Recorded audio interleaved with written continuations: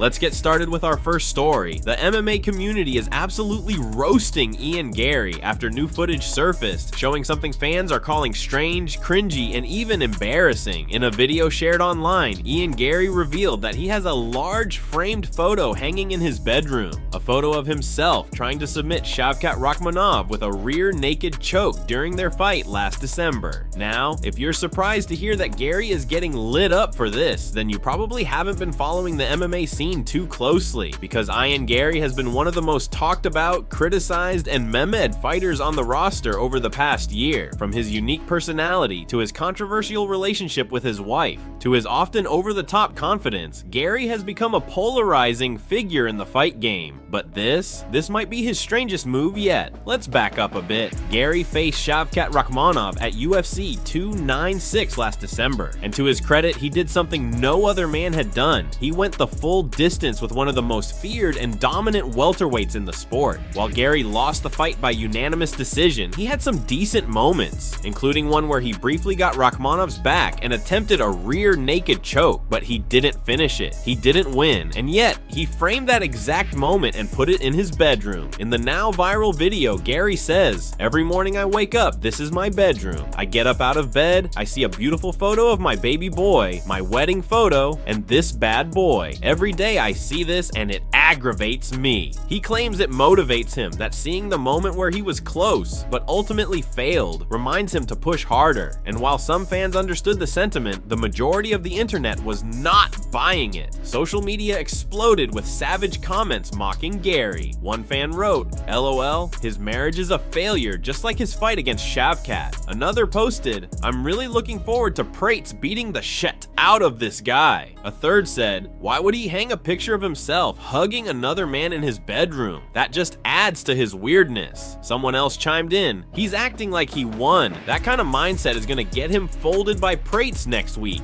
I promise."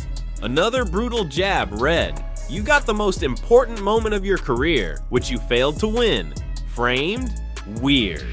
And one more savage line, "Why hang that up when it's literally you fundamentally misunderstanding how to position your hands for the easiest submission possible?" He wakes up to that, and his wife's ex-fiance. Great stuff. What do you think about Ian Garry hanging that photo in his room? Is it a sign of determination and drive? Or is it just another example of why the MMA community can't take him seriously? Let us know in the comments. Moving on to Balal Muhammad, the reigning UFC welterweight champion, who recently gave fans an exclusive glimpse into his intense training camp ahead of his next fight. Known for his relentless pressure and rock-solid conditioning, Balal isn't leaving a single stone unturned as he prepares for the biggest test of his career. And he's not doing it alone. Balal has been sharpening his tools with the help of some serious talent, elite training partners who are pushing him to the limit every single day. Among them are UFC veterans Jared Gordon and Gerald Meerschaert, both of whom bring a wealth of experience, toughness, and fight IQ to the room. In addition to these seasoned warriors, Balal has also linked up with Magomed Umalatov, a PFL tournament finalist known for his ferocity and world-class grappling. That's right, Balal has surrounded himself with killers. In his own words, Balal shared the vibe of the gym. "I just got a couple new training partners that came in. Magomed Umalatov, who's an absolute monster. Shout out to him for coming down here and helping me. Brahim's been coming down, helping me too. And my boy Jared Gordon, who's like a brother to me. He's been with me for so long. He just came down this week to help me out." You can hear the gratitude in his voice. This isn't just about training partners. This is family. This is a team of warriors who truly want to see him win. Balal went on to say, "I got a lot of people around me that want to see me win. Gerald Meerschaert just fought a couple weeks ago, and he's already back in the gym helping me. That says everything about the kind of people I've got around me." He emphasized not just the physical grind, but the powerful mental energy pulsing through the gym. "It feels good, man. The energy in the room feels good. The mentality in the room feels good. Gerald just got a huge win for us. So the team's riding high right now. I just want to keep it going." It's clear. This isn't just a fight camp. This is a brotherhood, a mission, a collective grind toward greatness. Balal Muhammad isn't just preparing for a title defense. He's working every day to solidify his legacy. With a camp full of hungry, high-level warriors pushing him to the edge, the champ is locked in and the momentum is real. And if the energy in that room is any indicator, Balal Muhammad is ready to make a statement. Now let's talk about Michael Bisping. The former middleweight champion and now full-time commentator and analyst believes the UFC is planning an absolute banger for International Fight Week. According to Bisping, all signs are pointing to one massive main event: Khamzat Chimaev versus Dricus Du Plessis for the middleweight title. And if that's true, the UFC might just have a fight of the year contender on its hands. Bisping didn't claim to have insider confirmation, but he made it clear he has a strong feeling this is the direction the UFC is heading. And honestly, it makes a lot of sense. Let's break it down. On one side, you've got Dricus Du Plessis, the reigning, defending, and still somewhat underrated UFC middleweight champion. DDP recently secured a hard-fought win over Sean Strickland in what was one of the most grueling physical fights of the year. It wasn't pretty, it wasn't flashy, but it was effective, and it was enough to get his hand raised and keep that belt around his waist. On the other side, you've got Khamzat Chimaev, an undefeated force of nature. His last fight, a dominant first-round finish over former champion Robert Whittaker. That performance was nothing short of scary. Chimaev closed the distance like a missile, forced Whittaker into bad positions, and smashed him, breaking his teeth and silencing the doubters who questioned whether he was ready for the top of the middleweight division.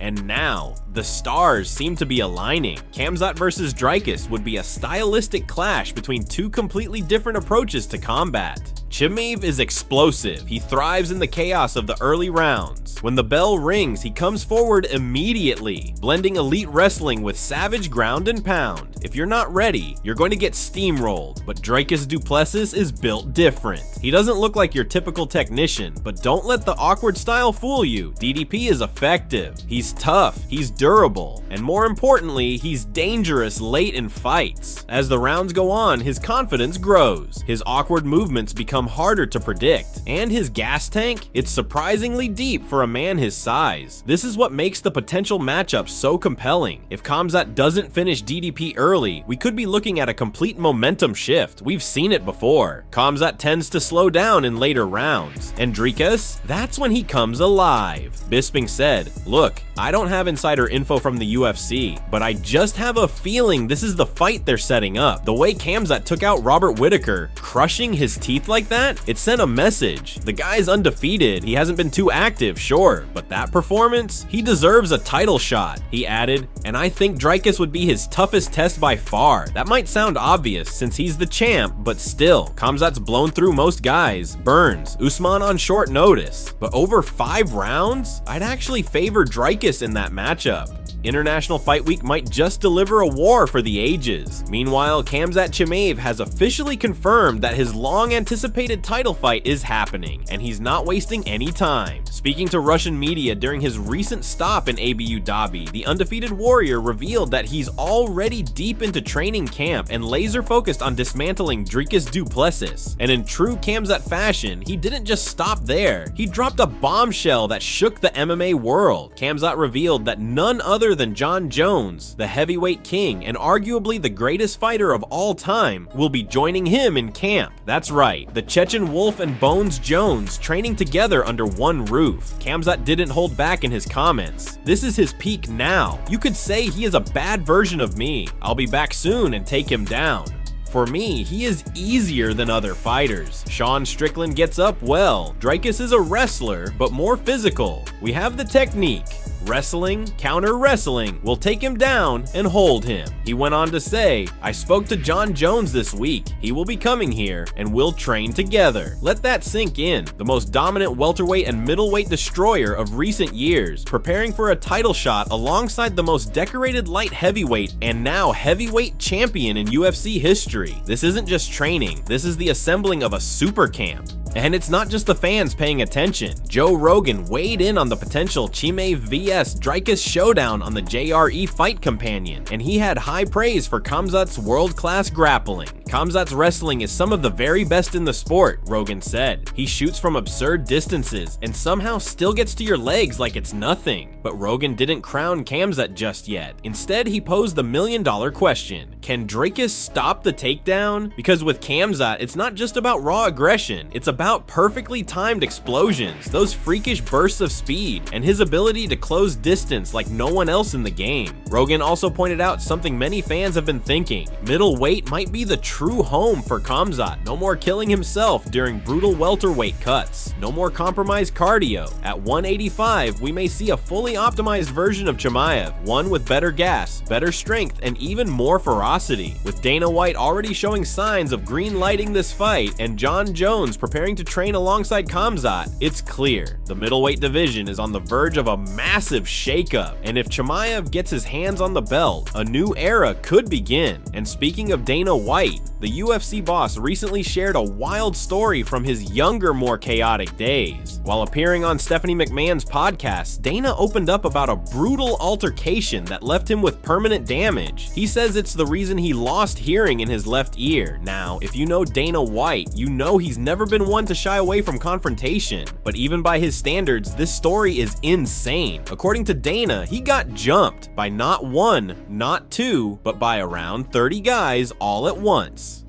30. He said it wasn't a quick fight or a hit and run either. He got beat on for 30 minutes straight, and somehow he walked away from it. Years later, Dana got a surprising phone call from the lawyer of one of the guys who had attacked him in that mob-style beatdown. And instead of playing victim or pressing charges, Dana used that moment to send a very different kind of message. He said, and this is a direct quote, "They think I'm going to show up in court and testify. I never was in contact with the police. I said, wait a minute, are you the lawyer for that kid? He said, yes. I said, is he there? He said, yeah. So I said, put me on speakerphone. And then Dana let loose. I told the guy, you and your friends, all 30 of you, jumped me, beat on me for 30 minutes. And the next day, nothing was wrong with me. But if I ever see you again, it won't be in court. I promise you that." Then he hung up. Straight up classic Dana. No lawyers, no police, no courtrooms. Just a direct warning from a man who clearly never forgot what happened and never needed help to handle his business. But believe it or not, that's not the only wild story Dana shared during that conversation. He also talked about why he ultimately left Boston and made the move to Las Vegas. And the reason, even more insane. He said he started receiving threats from associates of none other than Whitey Bulger, the notorious Boston mob boss whose criminal empire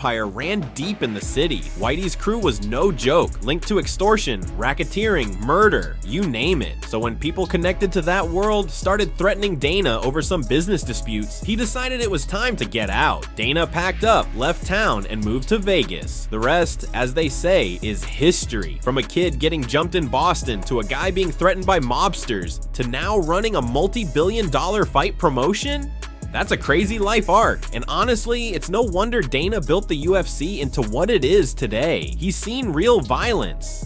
He's dealt with real consequences, and unlike a lot of people in suits, he's actually been in fights. Plural. So when he talks about toughness, he's not pretending, he's lived it. Lastly, Khamzat Chimaev is officially back in training mode, and he's letting the world know about it. The Chechen Savage recently dropped some explosive new footage on his Instagram, giving fans an inside look at his full intensity workouts as he gears up for what might be the biggest fight of his career. The video clips show Khamzat looking sharp, focused, and more dangerous than ever. From high-paced grappling drills to powerful striking combinations, to brutal strength and conditioning circuits, Khamzat is clearly going all in for this upcoming war. And with rumors heating up that he'll be facing Dricus Du Plessis for the middleweight title, the timing couldn't be more perfect. He's not just training to fight, he's training to take over an entire division.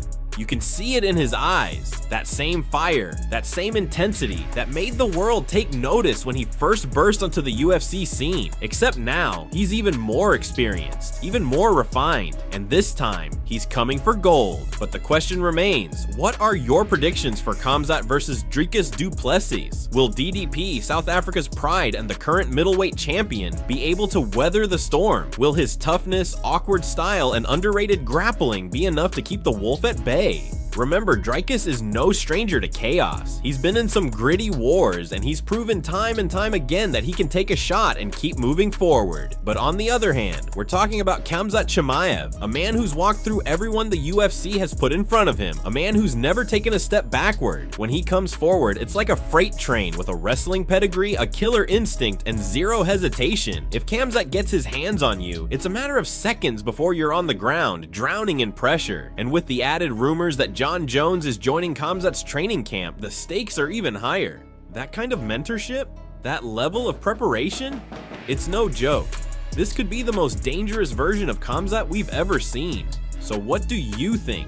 Will Dricus Du Plessis shock the world and defend his title with a statement win? Or will Khamzat Chimaev prove once and for all that he's not just a contender, but the undisputed king at 185? Drop your thoughts, predictions, and hot takes in the comments below. This is a fight that could redefine the future of the middleweight division, and the countdown has already begun. Stay tuned, because when the wolf starts hunting, everyone pays attention.